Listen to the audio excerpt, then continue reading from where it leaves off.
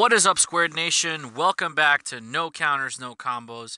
And today we are back in the battle chamber. So on our left, we have David. He's playing a very interesting yet very annoying uh, Shenron hand destruction build. And on the right, we have Brian.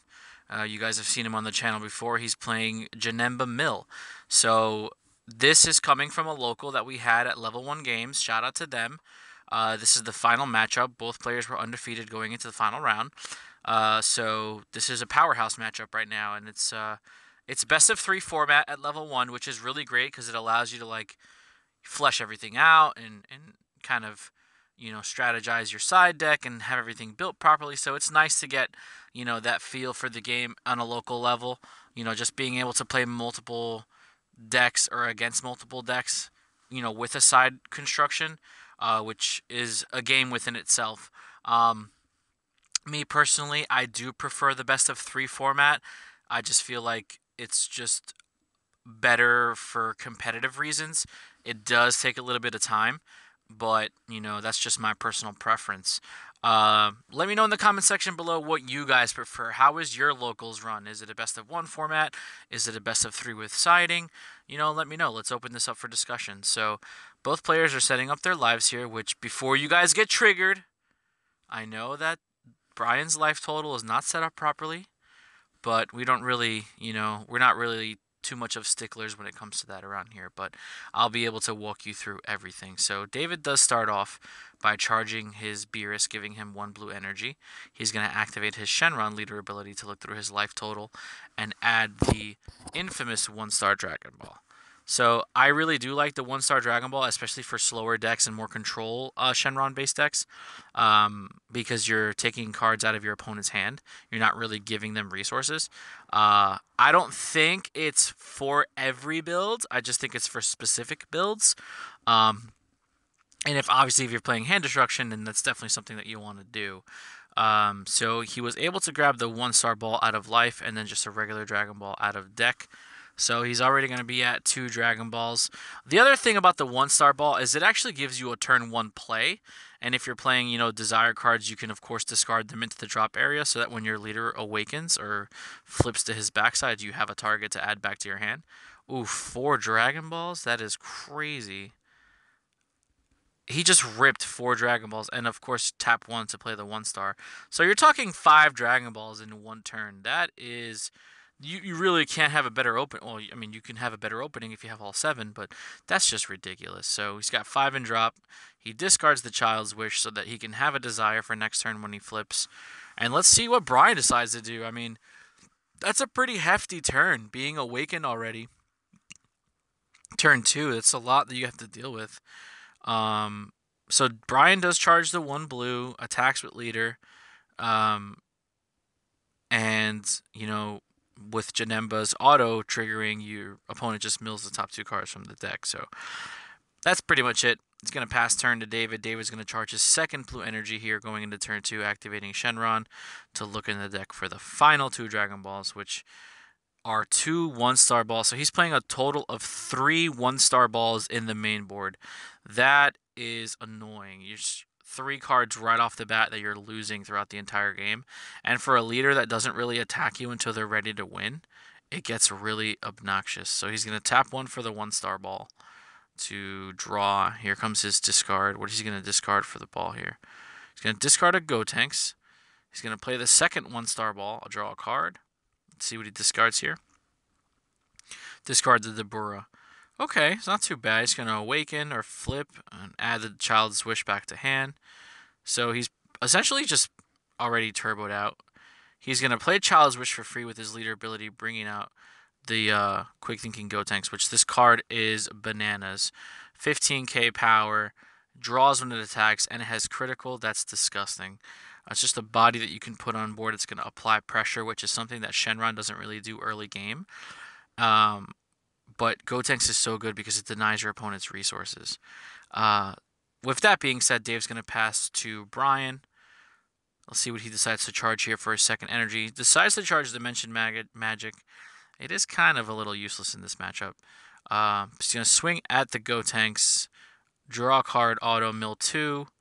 Let's see if he decides to combo up and try to put pressure on this Gotenks here, because it's definitely something that he might want to get rid of, because it's going to keep giving David advantage with critical. He doesn't combo up, he just wanted to mill 2, passes to David. Brian does have 2 blue active energies, but Janemba's more of a slow deck. You know, you're trying to mill your opponent out. You want to get them down to 0 cards in deck. That's just how you win. So David is going to charge another blue here, giving him 3 blue energy in total. So he's got a Beerus and 2 Whis Coercions as his charge cards. And as you can see, he has another Beerus in the drop area, which is going to be a live world peace target later on. So he's going to swing with Gotenks, draw a card. Brian's just going to take it. He should be at 6 life at this point, because he's already taken 2 damage, which again, like I said, Shenron is not a leader that's really going to focus so much on offensive capabilities throughout the game until it's ready for its big game push. So Gotenks does give it that ability to just have a body on board that's going to keep poking you and denying resources, which I think is great. So David's going to tap 2 blue to play the objection and charge a red energy. Not that it really matters so much. I really don't think it matters as far as what, you know, color correction and stuff like that, but you definitely need to ramp to get to your big plays because you want to be able to play your world pieces. So, you know, he was sitting at 4 energy, essentially an energy up every turn, so, or 2 energies ahead of his opponent, so it's not too bad having that done. So let's see what he decides to do here.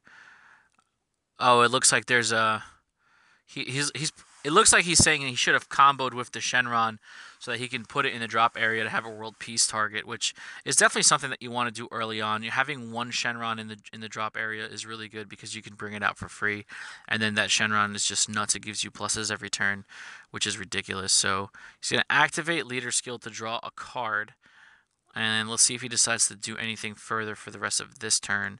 Passes to Brian, draw, untap. Brian's going to charge a blue energy. I'm assuming this is a mono blue deck. He charges an unyielding Spirit Trunks. Interesting. Attack, auto, draw, mill 2. Is he attacking leader or Gotenks? I mean, at this point, you kind of want to attack just Gotenks. You don't want to keep giving your opponents cards. He's just going to pass. This seems like a very, very grindy matchup, but if you can see by the size of the deck remaining, David doesn't really have a lot of cards left. So if Brian can survive, it's a possibility that he could pull this one out. So Dave drew. Looks like he was about to charge, and then he just took it back. So he's got 3 blue energy, a black Child's Wish, and a red burst attack. So he's got a total of 5 energy, which is going to make his world pieces really count, because he's going to be able to bring anything that's 5 or less into play for free, which is a little ridiculous, but, you know, it is what it is. Shenron's a good target. Beerus is a great target because Beerus just is too good. You know, other cards are good as well. Oh, interesting. Dragon Radar. He's going to search the 2 balls. He's going to get the 1 drops. Okay, that makes sense. So he's going to add the 1-star balls back to hand, which is going to give him another discard outlet for his opponent, which is, again, great because you're killing their hand. That's what you want to do. And then you're just going to be fueling your drop area with cards that you want to bring out for free. So he does get that Shenron into the drop area finally. But he still has another 1 drop left in another 1-star ball left in hand. So he could potentially take another card out of Brian's hand. I really can't see how many cards Brian has in his hand total, but I really can't assume it's more than like 4 or 5.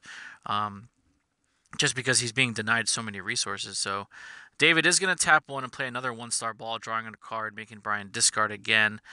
And David does have to send 1 to the drop. Okay, so, oof. Infernal Machine. That card is so good. It's another world peace target. It comes in Tournament Pack 5. Basically, when it's played, his auto triggers, and you discard 2, and your opponent discards 2. And his effect, he has Double Strike, but his attack, he cannot be negated, essentially. So you can't activate counters in response to him, which is ridiculous. So it's a pretty good finisher, especially with Shenron's ultimate ability. So David is going to play another Dragon Radar to add a World Peace and a 1-star ball back to hand. So he's going to attack Brian's leader with Gotenks, auto draw, 15 crit to 10k. Let's see if Brian decides to take this damage. He's going to super combo, going up to 25k crit. Let's see what happens here. Are you going to combo out? He's going to tap to play Unbreakable, draw a card, putting up to 10. He needs 10 more combo power to survive the crit attack. But it looks like he's just going to take it. Probably playing the Unbreakable to see what he could draw, but committing too much to the board or committing too much in combo kind of puts you at a lesser of an advantage. And he's probably, I would say he's sitting at around 5 life at this point. If I were to have a correct assumption, because I can't see the life total, I would say he's sitting at 5 life. So let's see if this David decides to. Yep, I thought it was coming sometime this turn. He's gonna play the world piece for.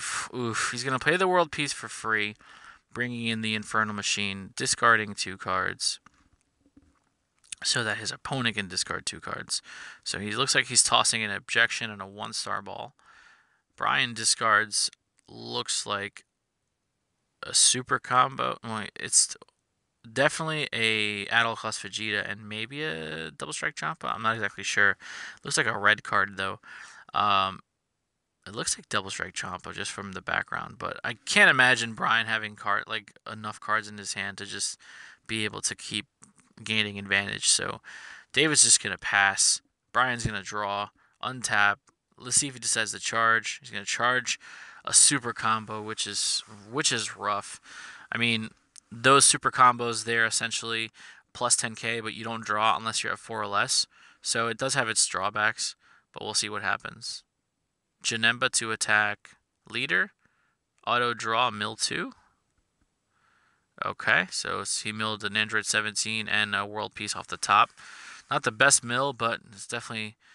Ooh, Reality Bender for 1 is always good. So Reality Bender has a special effect where if you have 4 or more energy, you can just play him for 1. And he's a 20k attacker that at the end of the turn active main, you can put him at the bottom of the deck and your opponent mills 2 cards. So that's exactly what Brian going to do. He's going to get rid of that Gotenks, put him at the bottom, have David mill 2, and then pass.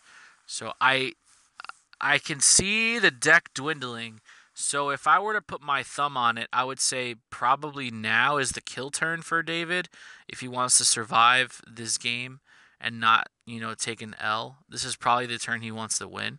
So he does charge a Child's Wish, giving him a total of 6 energy. Let's see what he decides to do, how he decides to sequence his plays out. Another Dragon Radar. Dragon Radar with this type of build is so good because you can get back your discard outlets with the 1-star balls, or you could just draw 2 or look at the top 7. I like Dragon Radar for Shenron builds. Me personally, I don't like more than 2, but I can see why David's playing 3 just because the 1-star ball is so prevalent to his winning strategy. It's definitely a card you want to see multiples of, and you're essentially playing 6 1-star balls, because you have the 3 actual copies of it, and then you have the 3 Dragon Radars that fetches you 2. So it's actually 9 if you think about it. It's just wild. It's just crazy. So he's going to add the World Peace to hand. Is there another target? You're going to add another Dragon Ball? Let's see what he decides to do here. Because you can get up to a total of 1 Desire. You can get up to a total of 2 balls, 2 Desires, or 1 of each. It's a pretty good effect. It's just Dragon Radar does a lot of things for 1 energy. It's either a draw 2, or a retrieval of 2 cards, or a look at top 7 for X, which is a lot of effects, but it's a really good card. So it looks like David's deciding not to take the World Peace from his drop area, which makes it interesting to see how he's going to sequence this turn out. It might seem like not a lot is going on, but there's always the game within the game. I mean, these 2 matchups are not, the best matchups. They're not easy. They're not auto-win matchups. It does take some time to make sure that you sequence your plays properly because one little misstep could cause you a victory, So he is actually, in fact, going to take a 1-star ball and a World Peace to hand off of the Dragon Radar. Looks like he's going to tap 4 energy to play the World Peace. He's actually not going to activate his leader skill. He's going to tap 4 for it. Let's see what he decides to bring out. Yeah, you got to bring out Shenron, right? I mean, that's just the card that you bring out. So he has 1 active energy. He's going to activate Shenron's skill to give Android 17 critical. He's going to activate his leader skill to give Android 17 triple attack. So right now, Android 17 is a 20k base. He gets 5k from 4-drop Shenron, and he gets 10k from Leader. So he's sitting at 35k double strike critical right now. So David had the 1-star ball in hand still, so he had to play it. Now he's going to ult. Just got to remove the 7 Dragon Balls. Giving him triple attack crit double strike. Ooh, nice tech choice. Brian's going to counter with peel off. I would say negating the... It looks like he's... if it were me, I would negate the triple attack. But it just looks like he's negating the critical. So he's taking damage, but he's putting resources in his hand, which he needs because he's at such a low hand total. I mean, it's pick your poison at that point. Do you want to, you know... I mean, David is tapped out. The play might have been to just negate triple attack, but who knows. Brian does awaken untap too. Gets 2 more. He's at 1 life. And the crazy thing is, Android 17 cannot be negated, so Janemba cannot activate his counter skill because it can't be negated. It doesn't say anything about being activated counter, and Janemba specifically reads negate, even though it's an auto, so there's no way that Brian can activate Janemba's ability to negate his attack by pitching a card, which essentially is game at this point, because you're sitting at 35, 45...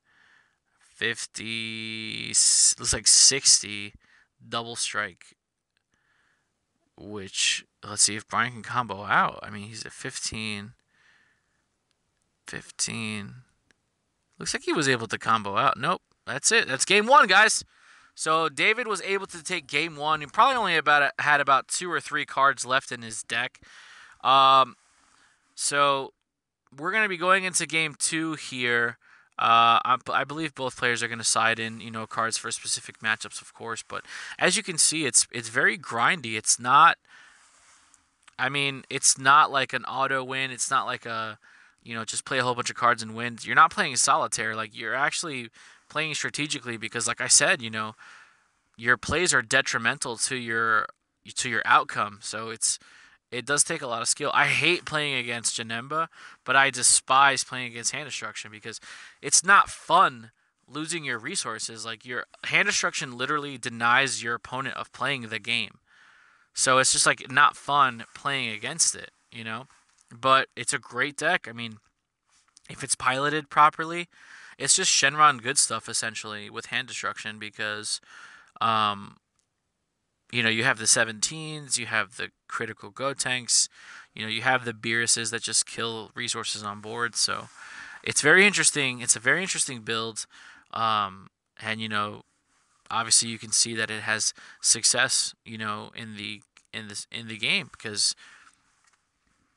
if your opponent is not playing cards, they're not gonna advance their game state. So Dragon Ball has always been a game about card advantage or hand advantage. And if you're denying your opponent hand advantage, you're going to essentially win because there's nothing for them to play against you that's going to stop you from doing what you're doing, really. There's certain cards that answer it, like Mafuba is a pretty good negate that just stops things, but you have to commit 2 energy to it. So, it's pick your poison, like I said. Do you lose to the hand destruction variant? Or do you try to play around hand destruction and get blown out by something else? I think it's one of those types of situations. Real quick shout out to my sponsor, Computer and Gaming Universe. Without them, we wouldn't be able to do half the things that we do here on this channel.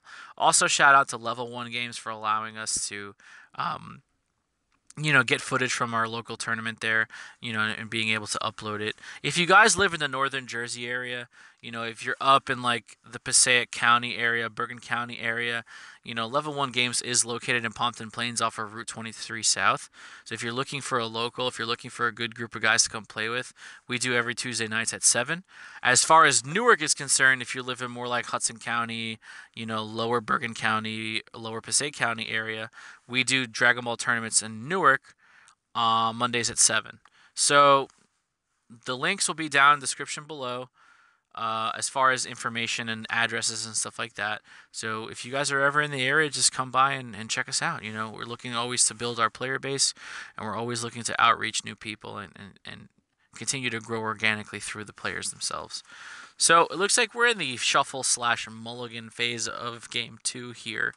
I'm assuming Brian's going to want to go first just to be an energy ahead of Shenron.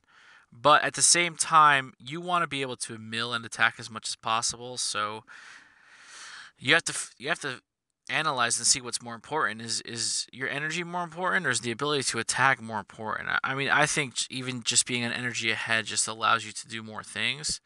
So we'll see exactly what he decides to do here. But players are going through their mull phases. They're setting up life. I do apologize for the life setup. But let's comment down below and let me know how you guys feel about this awesome setup that Brian's running here, and let me know how you set up your life. Are you more of a conservative player like David, setting up 2 rows of 4, or are you a crazy dude like Brian, just doing whatever the hell he wants because he can? Anyway, getting back into the game, Brian did start charge pass, seems good. And then David is charging a Deborah, which is not optimal because you want to have blue energy. And then he's activating his Shenron ability to search for a Dragon Ball. None in life, so he's still got 8 life, which is good. Essentially, it's always good to check your life because if there's balls there, you might want to decide to take them early or later, depending on your trap matchup. If you're playing a more aggressive matchup, you want to conserve your life total and just hope you draw into them, because putting yourself down to an easier range for them to kill you just sucks. So it's really cool, like how important it is to search them for certain areas. But nonetheless, it is 2 Dragon Balls, so it's the only leader that does that. Every other leader searches 1 Dragon Ball, unless you're playing support cards that do it for you. But it's just not as potent as Shenron. So David is gonna play the 2 Dragon Balls to draw 2 cards. Let's see if he has a 1-star ball. Yep, 1-star ball draw. Then he gets to discard. Let's see what he decides to discard here for turn 1. Quick thinking, go Tanks. Okay, so that's pretty much setting up his first turn there. And, it wasn't as broken as last opening. He had 5 balls turn 1. This opening seems a little more balanced with just the 1-star and the 2 regular balls. He's going to mill with Janemba's attack, milling a Senzu Bean and another Dragon Ball. So he's got 4 in the drop area. But milling a Senzu Bean does kind of hurt, because you want to be able to untap your energy and restand it to use it later on. So even though Shenron's not a blue leader, Senzu Bean does come in clutch with this strategy. David charges the 5-drop Beerus from Tournament of Power, Divine Vanquisher I think it's called, giving him his first blue source of the game, and Brian's sitting at 1 green and 1 blue. So let's see what else goes on here as far as sequencing. David is going to tap his leader to look through the deck for 2 Dragon Balls. He's going to add a 1-star. He's going to add 2 1-stars, which is going to give him 2 more discard outlets for his opponent, putting him down to even less of a card advantage. Which again, if you can take cards out of your opponent's hand before they play it, you're going to put yourself in a better position to win. So he's tapping 1, draw a card, discard. He discards a Super 17, which is what you want, 'cause it's a world peace target. Plays another 1-star ball with some gusto on that one. He slapped that down on the table with some spice. Yeah, with the emphasis. Discard the Child's Wish, giving you a live desire for when you flip. Pass to Brian, draw, untap, charge. So Brian charges a super combo, giving him 2 blue, 1 green. Attack leader, mill 2, draw a card. And we're flying. We're just flying through this game right here. David is going to take that, going down to, looks like 7 life. Brian's going to pass. David's going to untap. Let's see what he decides to charge here. Give me a blue energy. Charge another blue. Charge another blue. He's got 1 red Deborah and 1 blue Beerus. Let's see if he decides to charge another matching color. Boom. What does he slap down? Wheeze Coercion. 2 blues, 1 red up. Activate Shenron ability. Look through deck for 2 Dragon Balls. Can he add any more 1-stars? Did he already play his 1-stars? I don't know. I think he might have played all 3 already. That's just my opinion. But it's going to be interesting to see. Okay, yeah. He grabs the other Dragon Balls. What are you going to do? I mean, you're going to slap those down on the board. Just draw more cards. This is just what you're going to do. Play another Dragon Ball. Draw a card. Let's see. Does he have 7? Yep, 7. Grant the wish. Add desire back to hand, and now you got your beefy Shenron on board, which is going to keep turboing cards out for free with either Child's Wish or World Peace. And not to mention, if you choose to draw a card, you get to just draw a card for free. Brian is sitting at, looks like 7 life. David is probably sitting at 7 or around the same. It is a hard... Oh, excuse me. It is a little hard keeping track of Brian's life total just because of this trolley setup that he has, but I'm doing my best, guys. I'm doing my best. I'll try to make sure that you can see the life total better for the next upcoming videos. So David's going to decide to pass. He still has 3 active energies. Brian's going to untap. Let's see what he says to charge here. Another super combo. That just hurts me seeing that, but what are you going to do? You got to charge a card, right? He's going to attack leader, mill 2. Doesn't hurt David because he wants that Shenron in the drop. He's going to draw a card. See if Dave decides to take this damage or, well, technically Brian's lower, so he'd have to combo up to do damage. Now's a perfect time to play Reality Bender because it's on a 1-drop and it mills 2. So let's see what he decides to do. He has 4 active energy. He's got 4 blue, 3 blue, and 1 green. Let's see if he decides to play the Reality Bender if he has it. You know, we haven't seen Demon Sword Janemba come out yet. That card is ridiculously good. So maybe he's got a Demon Sword Janemba, but tapping out forward seems bad right now. Especially because he's not in Awaken range, so he won't be able to untap. But he's just going to pass to David. David's going to draw untap, and let's see what he decides to charge for his 4th, count it, 4th energy. Boom, there it is. Charges a burst attack. So he's got a total of 4, 2 reds, 2 blues. See what he decides to do here. Is he going to play the World Peace for free? Is he going to hardcast the World Peace, play the Shenron, draw a card on tap 2? We have no idea. Shenron has the ability to just make plays differently at different times. So let's see what he decides to do here. He did kind of troll us, showing us the World Peace a little bit. So let's see if he decides to finally activate one of his wishes using his leader abilities. He's going to look through his drop area. Okay. Let's see what he decides to do. See what he decides to do.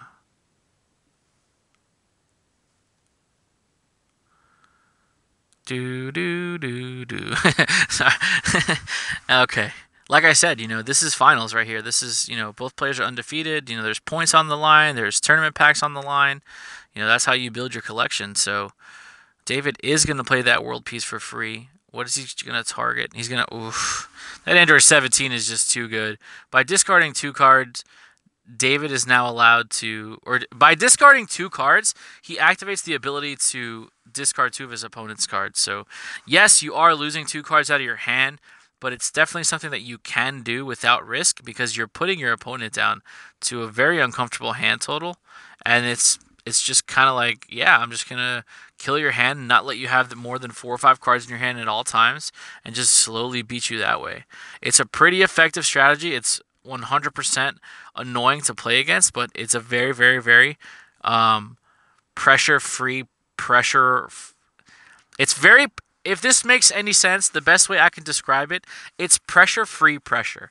You're not putting on board pressure by attacking your opponent, but you're putting pressure by playing cards that interact with their hand, and there's nothing that they can do about it. So that's very uncomfortable type pressure. He's going to tap 1 energy to play the Kami to draw a card. This is going to prevent Brian from going wide, because if Kami, if you have 5 cards on... If you have 4 or more battle cards, 4 or less on board, you can essentially play Kami for 2 energy, kill him, and then just destroy every card on the board, ignoring barrier. But he's going to interestingly attack with Kami to play the Sensu Bean to untap. He just wanted to have enough mana open. I'm sorry. He wanted to have enough energy open to play At All Cost Vegeta, which is a fantastic card. So he plays At All Cost Vegeta. What is he... Did he not untap and draw? Like, At All Cost Vegeta untaps a card and draws when he comes out. So, anyway, he's going to attack a Vegeta into Janemba. Looks like he took 2 life. Because Vegeta is double strike, right? Nope. I apologize. He took 1 life, because at all costs Vegeta is single strike. Unless you have 5 or more energy, then it gains triple strike. So I do apologize for that. Janemba is sitting at probably 6 life, I would say. Ooh, the Mafuba. That's great. That stops you for a couple turns there. So Brian just got saved. He's going to draw on tap. See if he decides to charge. Oh my god, it hurts. It just hurts seeing super combos charged. But I don't blame you because you're not going to ever be at 4 or less life against Shenron. You're just always going to be sitting at 6 until they're ready to kill you. That's why I'm interesting to see why he's not playing the Great Saiyaman super combo. I mean, he has 5 in the drop area, which gives him the sparking 5 he needs to draw. But I guess it's just player preference. It's a great play here, playing Reality Bender for 1 energy and just swinging at... Looks like he's swinging at all costs just to get him off the board because that card is going to be problematic moving forward. It actually gains more and more value the longer it's on the board.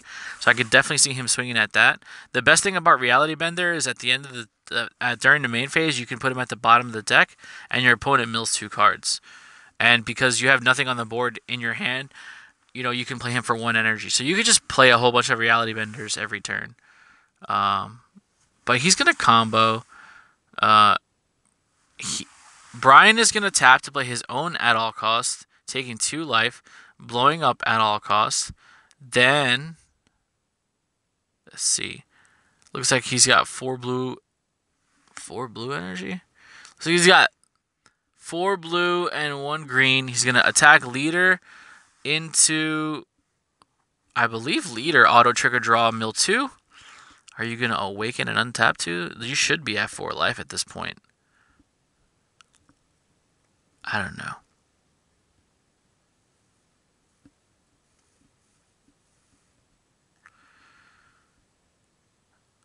Okay. That's very interesting.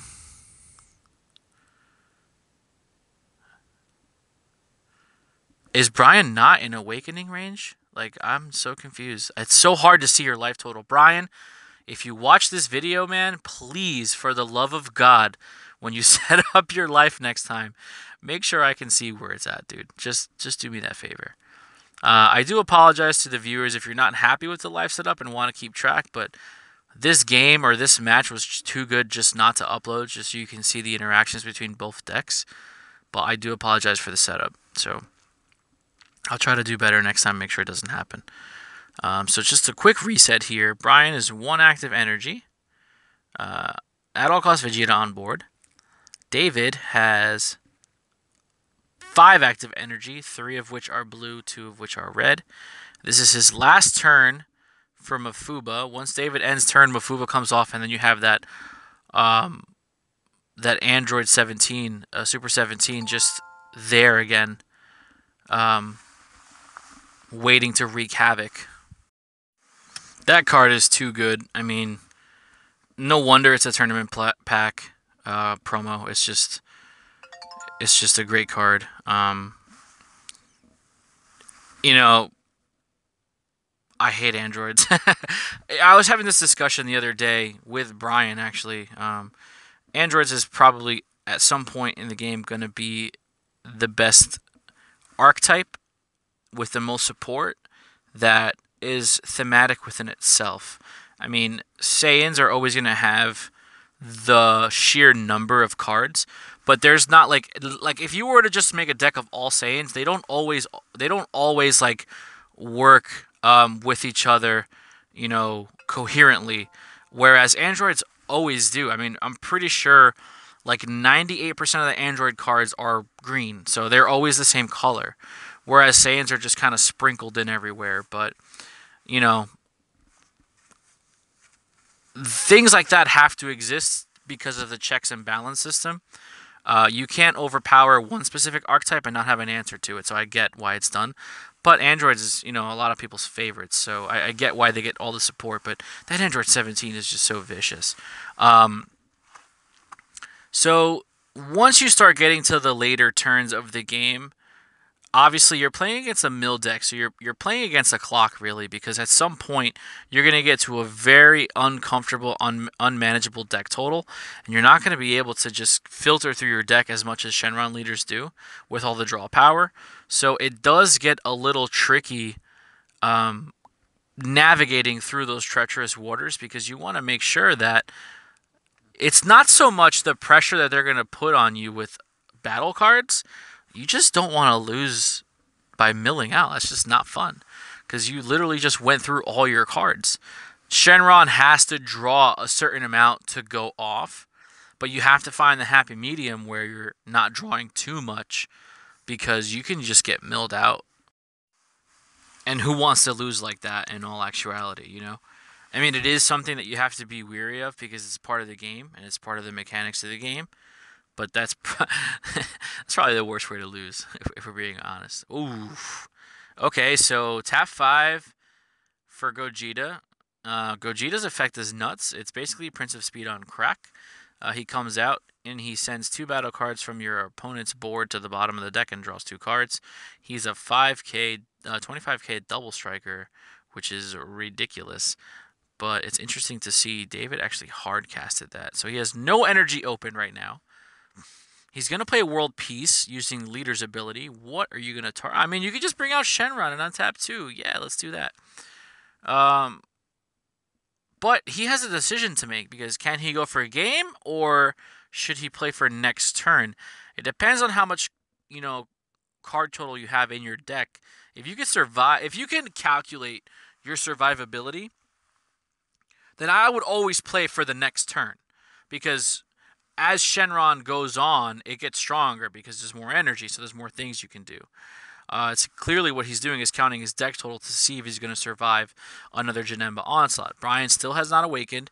You know he has Reality Benders and Demon Swords in the deck. So there's a possibility he's going to mill anywhere from 2 to 6 cards.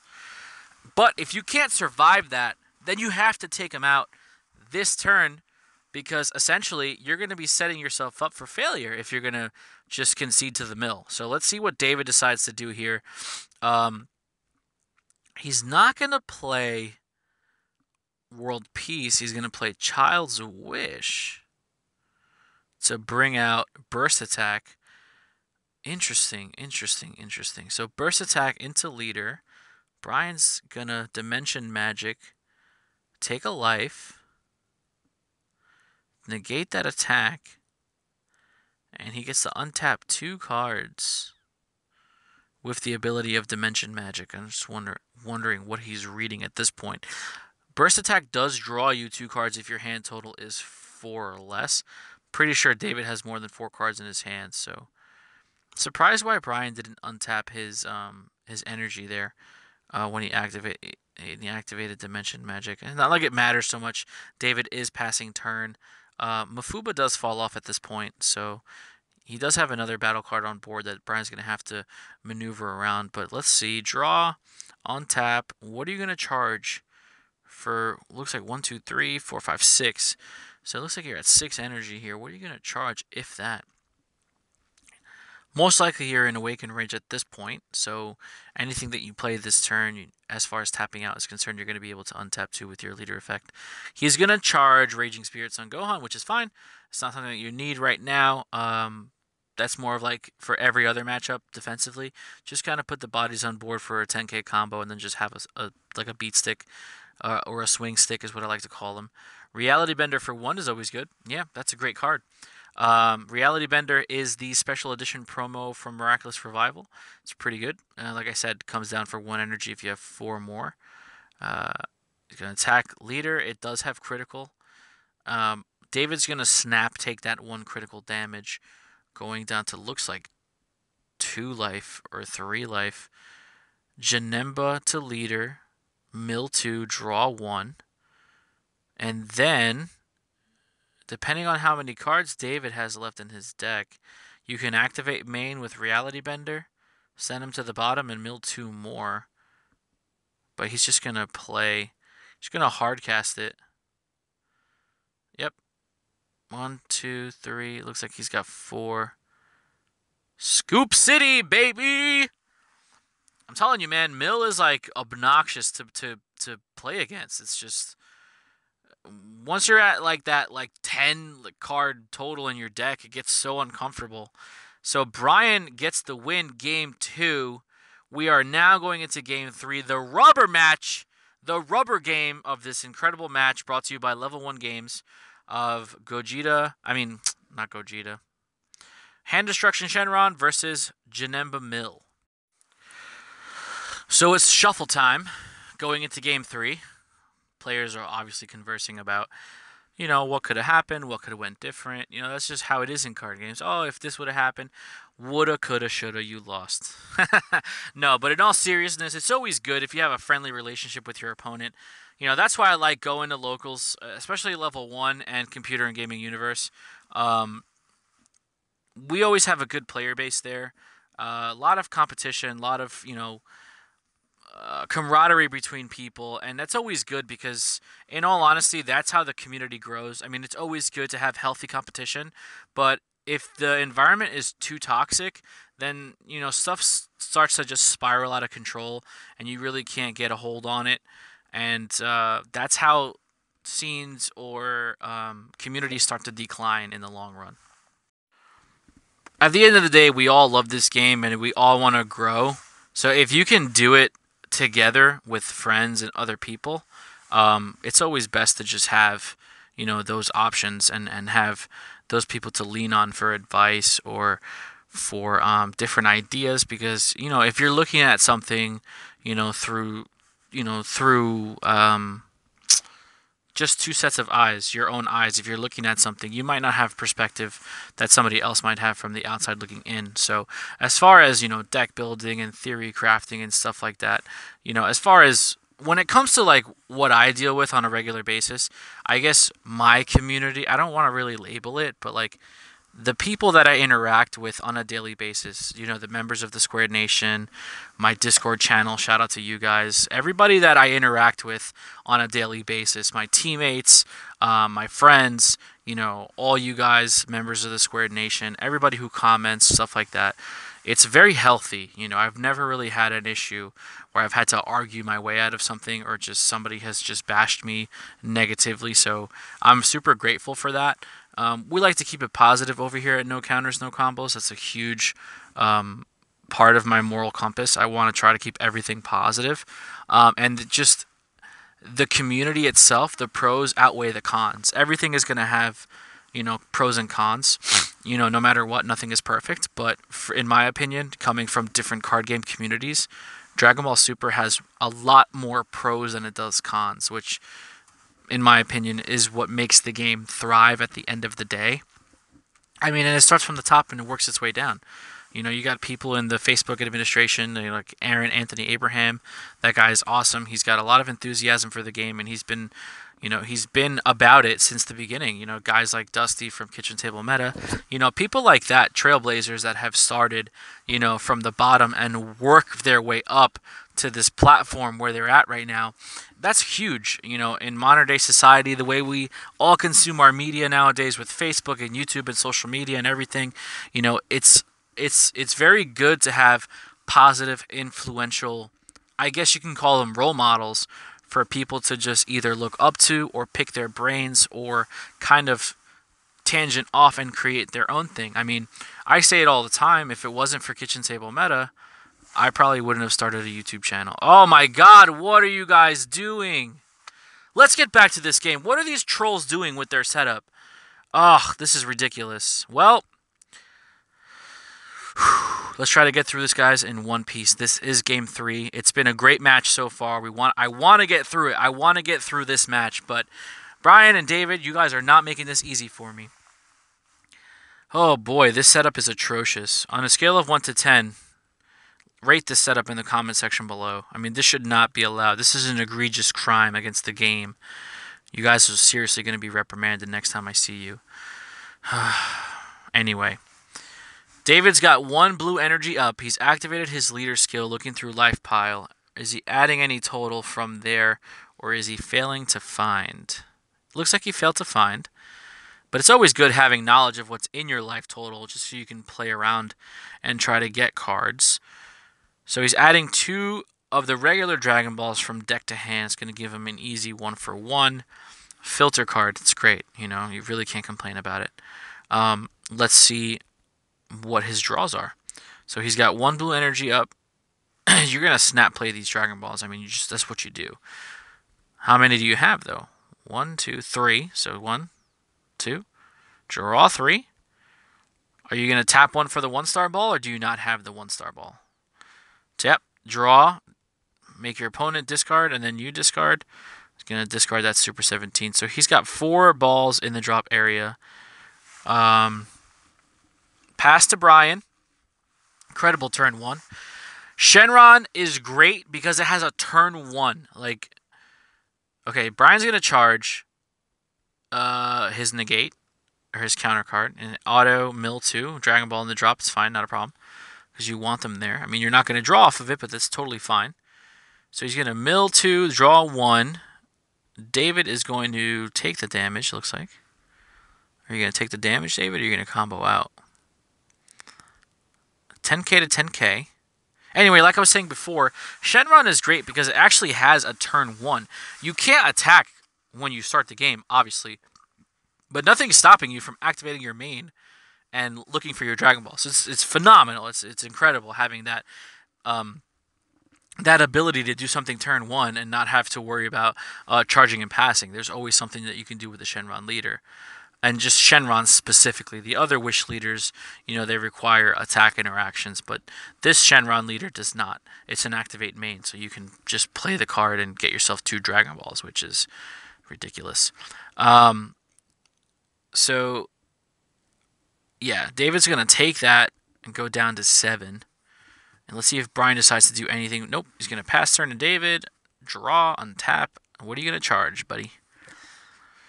What is he going to charge? Boom. Charges a Whis' Coercion, giving him 2 blue energies. He's going to activate his Dragon Ball leader to go through the deck. Add 2 more Dragon Balls to hand. He grabs another 1-star. He should have 5 in the drop. So these are his last 2 Dragon Balls, essentially.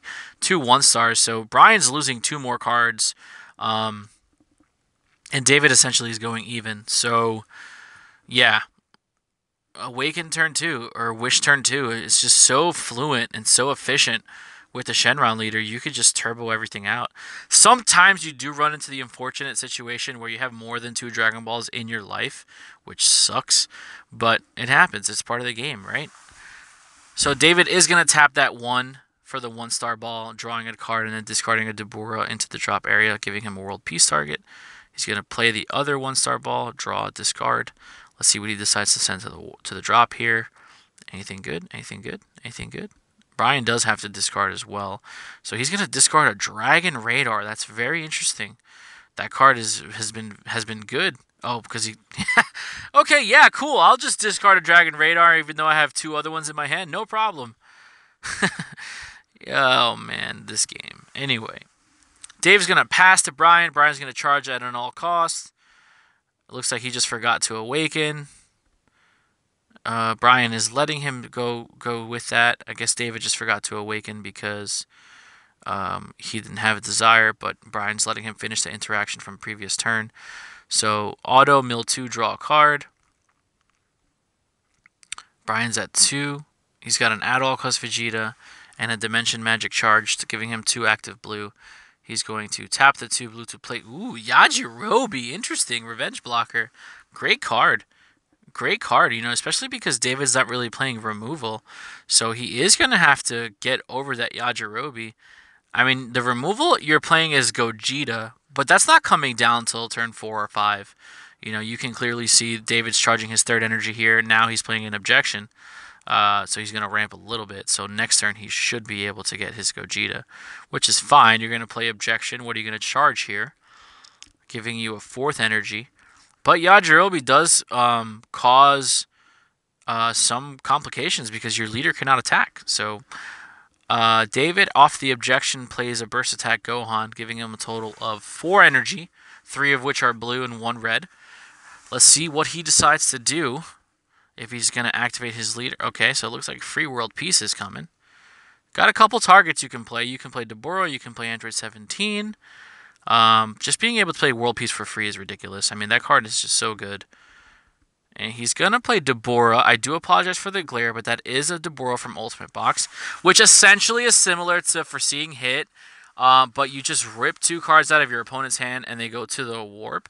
And your opponent does not get those cards until Deborah leaves the field.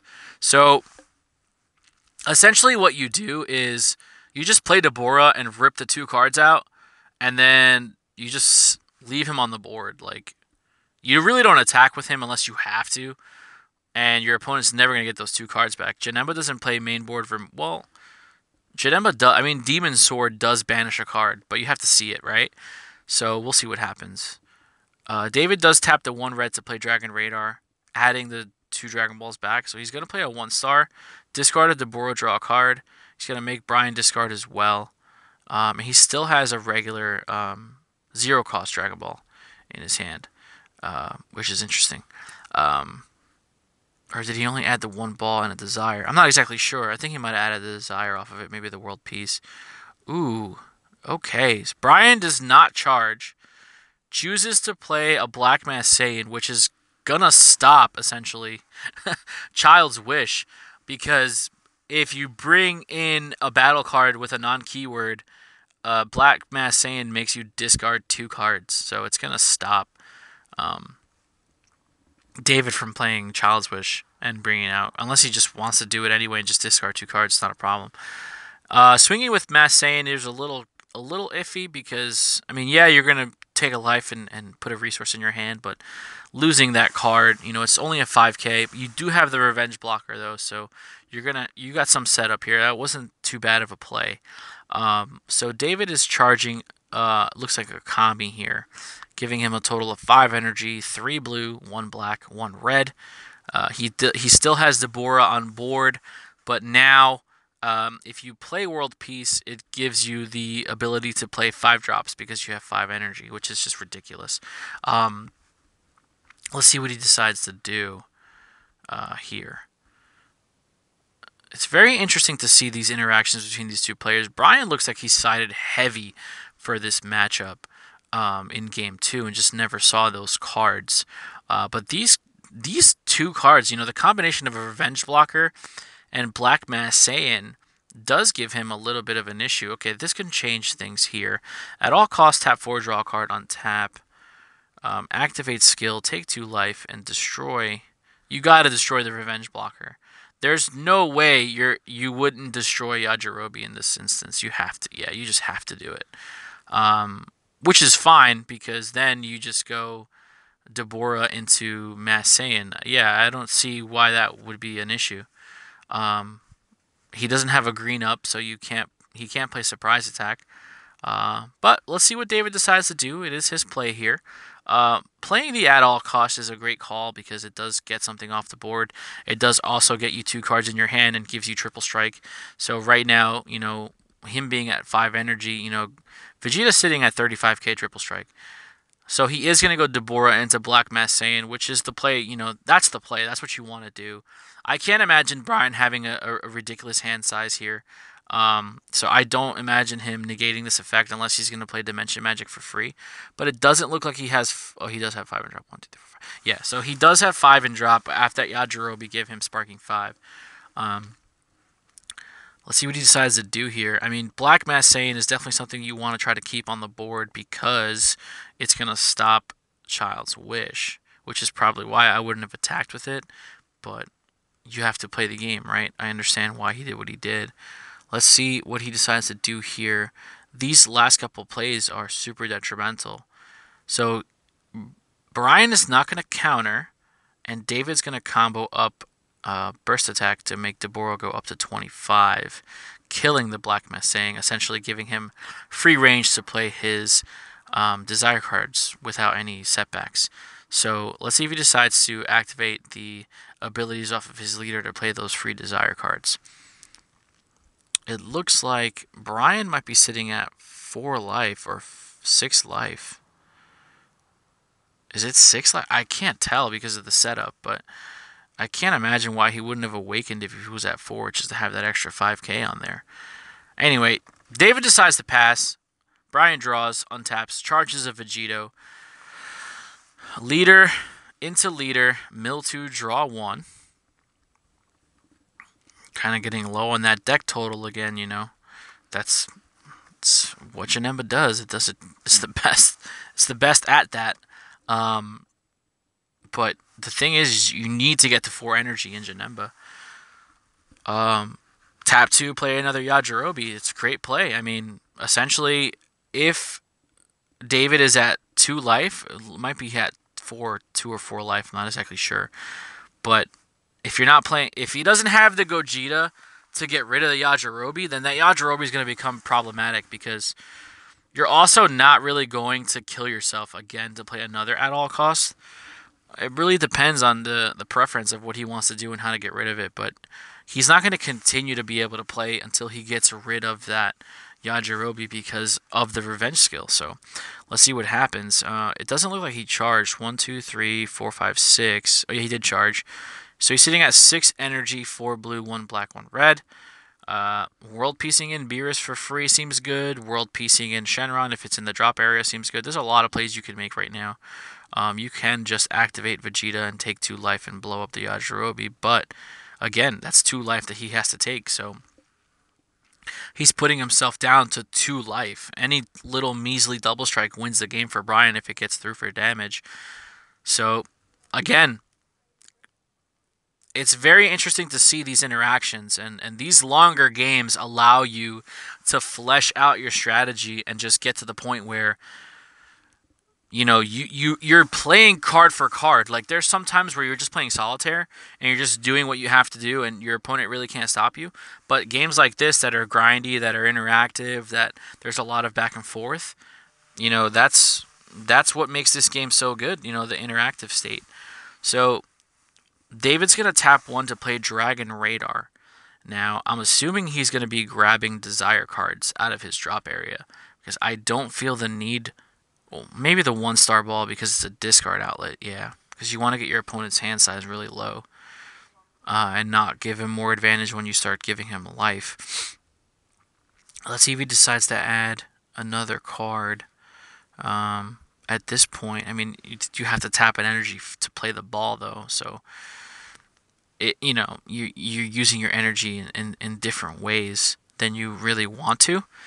Because it's an investment for a card, so let's see what he decides to do here. Brian's hand is at 3, so he doesn't really have a lot of cards, but for some reason, I'm pretty sure he's in Awakening range and just has chosen not to. I don't know yet, but we'll see. I mean, he could be sitting at 5 or 6 for all we know.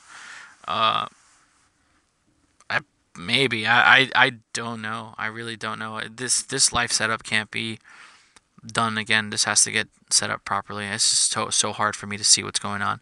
I can tell you for a fact David's at 2, but I really don't know what Brian's sitting at. We'll see what happens here. Okay, so just deciding on how he wants to sequence this play out, but in my calculation, I think this turn would be it. I mean, he's got 1, 2, 3, 4, 5 energy up. He's got at all costs on board with triple strike. He can give critical. He can give it triple attack. It's just interesting to see, how important these games really are. Like, okay, so tap 4, play hard cast World Peace. What's your target? What are you bringing out? I mean, you go Android 17, you rip 2 more cards out of his hand. I mean, that's what you do, right? Another Deborah. Interesting. Okay. Essentially, it's the same thing. I mean, you're ripping 2 cards out of his hand, so it's essentially the same thing, but now Deborah can be negated. So we'll see what happens here. So he has a total of 4 cards in his warp off of Deborah's skill. So if those Deborahs leave the board, Brian's going to get 4 cards back in his hand, which could help him swing momentum back into his favor. So let's see how David decides to sequence this out. Gonna play the free Dragon Ball to draw a card because he did get that off of Dragon Radar. He still has the 1-drop ball in his hand, which if he's gonna activate his ultimate skill, he's gonna have to tap that last energy for it. So Deborah into leader. Let's see if Brian decides to counter. No counters. 4 Senzu Beans? Jesus. Okay. 1. That's insane, dude. So he's untapping 4 energy, essentially just restarting his turn. So Deborah's 40k into leader. Brian's going to take that. Sure, you're not going to out-combo that. So now he's got the at all costs with triple strike. Brian's at probably, if I were to say anything, he's probably at 4 right now. 4 beans, jeez Louise, that's insane. He's holding on to those beans for a long time. But I guess that's a good play. You're restanding your energy is what you want to do to extend your plays. That's what you got to do, man. You got to risk it to get the biscuit. Can he close the deal here? Can he pull himself out a win with this game here?